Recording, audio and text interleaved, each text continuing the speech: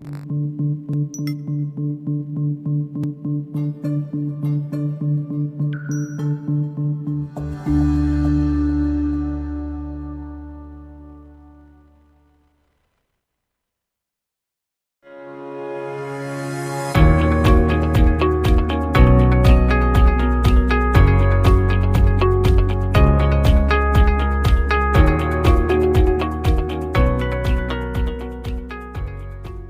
to CEO Money. I'm Michael Yorba. Thanks for joining with us. All right, my guest is Latham Woodward. He is the CEO of Shoghi's. Welcome to the show, Latham. Thanks for being here.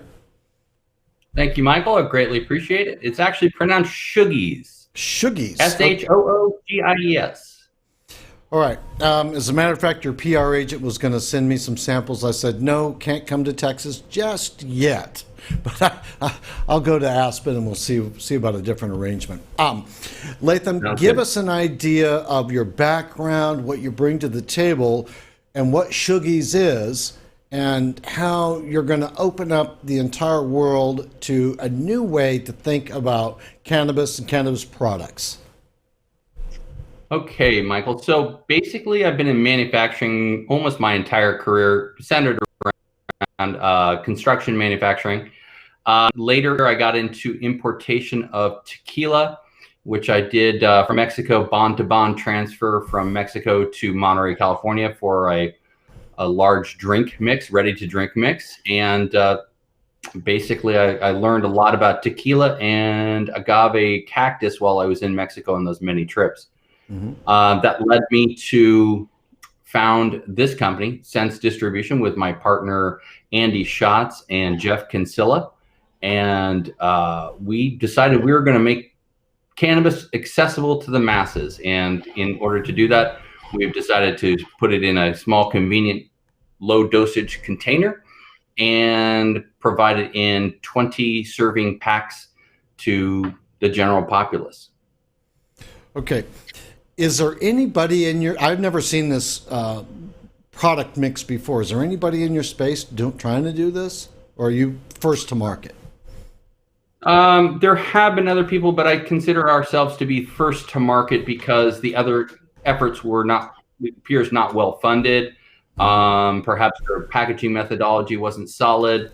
I did a lot of research on packaging, and that's really where I've come from. Manufacturing, I did a lot of sourcing of machinery in my past 28 to 30 years, and usually bringing from Europe and South America and finding the right machines at the right price to do the right job. The legalization of cannabis is starting to take hold in a myriad of different areas. I mean, Canada has completely legalized it, and it's opened up a myriad of industry streams, jobs, taxation. It's been my experience that the taxation in the cannabis area is tremendous. It's like 50%. Does that apply to products like yours with sugar? It does. We do not escape taxation within the state of California. It's tax revenue that's greatly needed by so many entities here in California. Mm-hmm. Hopefully they'll utilize this tax revenue in a responsible manner. That has not been the case in other states, I think. But in terms of its efficacy, this money is much needed, and it's an unheard of source. And I think Colorado is your kind of example, saying that they were able to bring in, I think, close to, I think it's $1 billion in tax revenue alone since legalization. That's a big milestone, and it's one of these things that politicians, they love to hear that and they love to spend it. So the culture of having a negative stigma to cannabis seems to be changing, and it's changing because people are finally seeing that if it's controlled, if it's a tax, then it can actually be a benefit rather than some illegal activity that a cartel from a third world country is in control of, which brings a whole negative element to it. So you're actually helping to change the culture in a way that creates commerce, taxation, and good from a product that was traditionally thought of as bad or a gateway drug, right?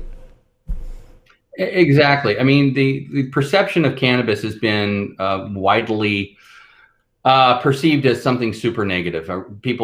There's no one really alive today except our grandparents. If I still have a 104-year-old grandmother, she probably remembers this day. Hemp was very available in every form.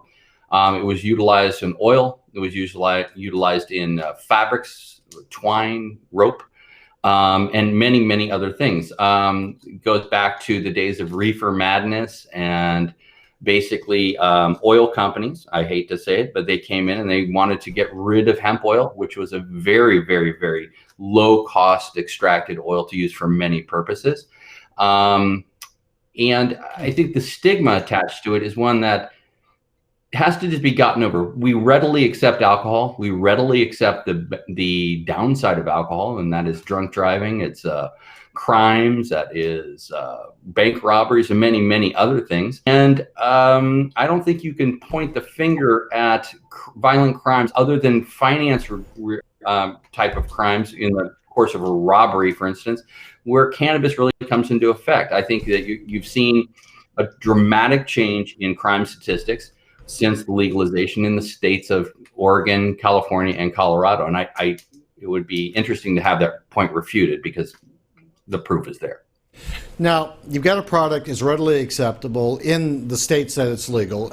Talk to me about go-to-market strategies. What are you doing to bring this out to penetrate the market and expand the revenue centers for your company, for Shoogies? Well, basically, Sense Distribution is our parent organization, and Shoogies is one of our brand. Here is an example of our little stick pack right there. Thank you. It comes in convenient packages.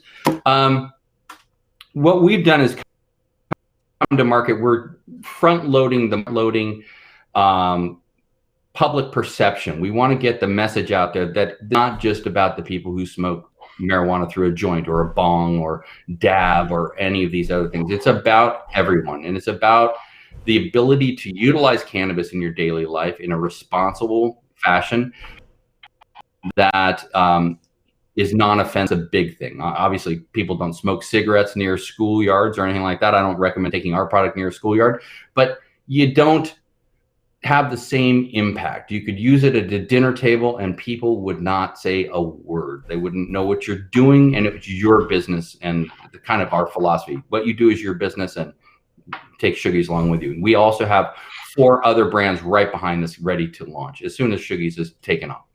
Now, is this going to be in a position where we would go into, say, a coffee shop like Cafe Trias in North Beach in San Francisco and find Shoogies in the container with the rest of the brown sugar or, stevia or what have you? I think that example would be a desirable one. Unfortunately, of the places where you can consume cannabis, you would have to do that on your own. You'd have to bring it in on your own. We do have a CBD THC product coming out shortly, and but that would still be under the auspices of the California Department of Public Health and the BCC. So you wouldn't be able to get it or buy it or have it provided to you outside of a cannabis lounge. Okay, so you need to go to a cannabis lounge or order it online at this stage. Am I hearing that right? You can get it through delivery services through our partner Apex, or you can go to any dispensary that's listed on our website and find our product. Okay, so right now dispensaries and online, I got that.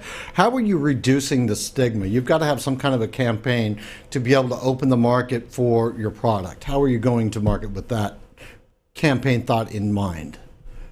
We're utilizing a strategic demographic that is a wide demographic from 28 to 65. We're specifically targeting women as they are the group that has had, let's just say, poor experiences with edible products because they could get super dosed. I like to use the example of why I brought out this product with 5 milligrams of THC in it consistently and under lab kind of guidelines. Mm-hmm. Your experience with my product is going to be the same every time. It's going to do what it's supposed to do. If you want to double down, you can double down. If you want to triple, you can triple your dosage if you're a heavy user.